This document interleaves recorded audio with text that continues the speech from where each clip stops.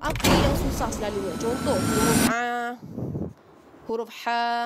Okey, huruf yang kita rasa susah itulah yang kena praktis.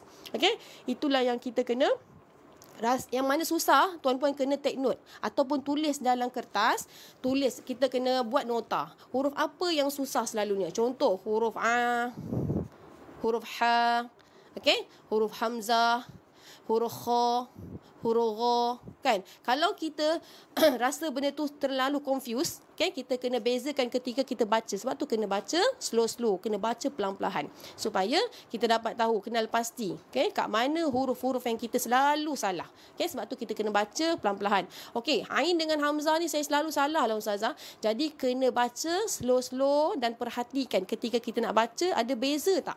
Kalau tak ada beza, kena cuba lagi tuan-puan. Okay, hari ni tak boleh, cuba lagi esok. Hari ni tak boleh, cuba lagi esok. InsyaAllah, okay, tuan-puan akan dapat hasilnya. Okay, baca sama-sama dan kena baca kuat lah. Kalau baca bisik-bisik atau baca dalam hati, takkan dapat.